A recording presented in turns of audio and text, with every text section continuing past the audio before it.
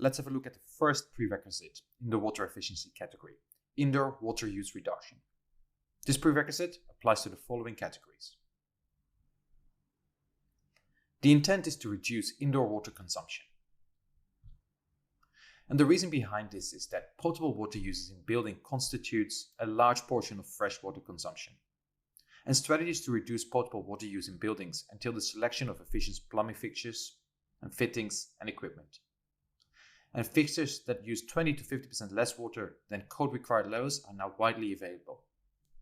The WaterSense label was developed to identify these efficient fixtures and ensure that higher efficiency does not come at the cost of performance. This label has been incorporated as a requirement for this credit to ensure that any new fixtures in LEED buildings are both water efficient and high performing. In some buildings, intensive appliances and process water use can exceed water use from fixtures and landscape combined. This is especially true for buildings with cooling towers or evaporate condensers. Appliances and process water use is therefore addressed specifically with a separate set of requirements. And because the water efficiency section is designed around an efficiency first model, the prerequisite deals only with the efficiency of the fixtures and fittings. Alternative or non-potable water sources that are offset are also addressed in corresponding credits. Now let's have a look at the requirements. They come in two options. Option number 1, calculated water use, and option number 2, metered water use. So let's start with option number 1. Again, two parts. First for the establishment part. For the establishment part, for the indoor plumbing fixtures and fitting listed in the table, reduce water consumption to or below the LEED v4 for existing building baseline. Calculating, assuming 100% of the building's indoor plumbing fixtures and fittings meet the flush and flow rates listed in the table. So as you can see, the table specifies the type of fixture or fitting, toilet, urinal, public lavatory, etc. and then their baseline flow rates, either in gallons per minute or gallons per flush, or liters per minute or liters per flush. So for the toilet, for example, it's 1.6 gallons per flush or 6 liters per flush, and for the shower head, 2.5 gallons per minute or 9.5 liters per minute. Now, one point to note, the LEED v4 for existing building water use baseline is set depending on the year of the building's occupancy, and is done as follows.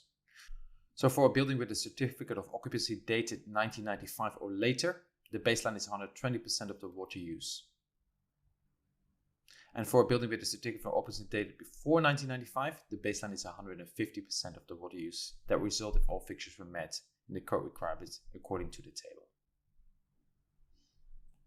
Now for retail, hospitality and schools only, have in place process and appliance water equipment purchasing policy for the building and the site addressing the products listed in the table. And the policy must cover at least those products purchased within the building and site management control. So what is included as the standard for appliances? Residential clothes washers, commercial clothes washers, ice machines, shower heads, and they must require at least Energy Star or better, or a certain rate in gallons per minute. For the performance part of option number 1, for building water use, confirm that the calculations are up to date and demonstrate that all applicable purchases made during the performance period meet the requirements of the fixtures and fitting replacements and retrofit policy. And again, for appliances, demonstrate that the appliances purchased and installed with the building meet the requirements of the appliances in the table. Appliances not listed are not subject to any additional requirements. Over to option number 2, metered water use. For the establishment period, meter fixtures and fittings and record meter data for 1 year to establish a water use baseline. This is what it's about, establishing the water use baseline. For the performance part, for projects with at least 80% of the fixtures and fittings metered, show that the water use baseline has been maintained. Pretty straightforward. Now there's some additional things that I would like to highlight for you to make sure that you can do the water calculating correctly. So first of all is the difference between public versus private lavatories.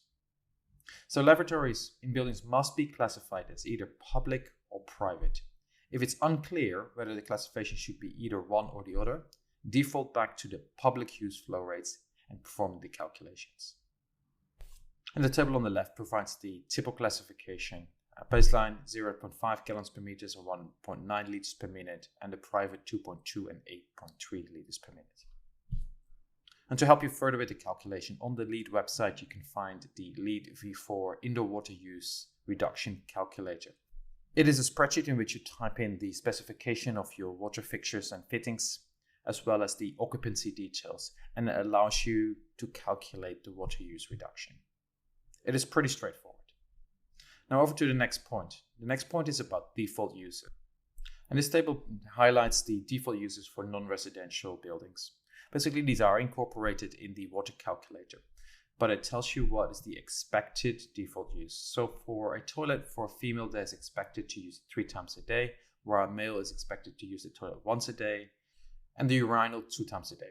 The same thing for visitors and retail customers and students. We can calculate this either by hand or automatically using the calculator. The same thing is for the residential ones. We again have a table that specifies the predicted or the expected default uses. Lastly, let's have a look at the documentation that is required for this credit to prove compliance. So first of all, for both the establishment and performance period, we need the cut sheet and manufacturer's information for fixtures and appliances.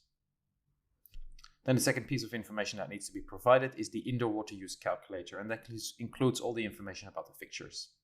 And the final documentation is the purchasing policy for both fixtures and appliances. This is a prerequisite, so no exemplary performance is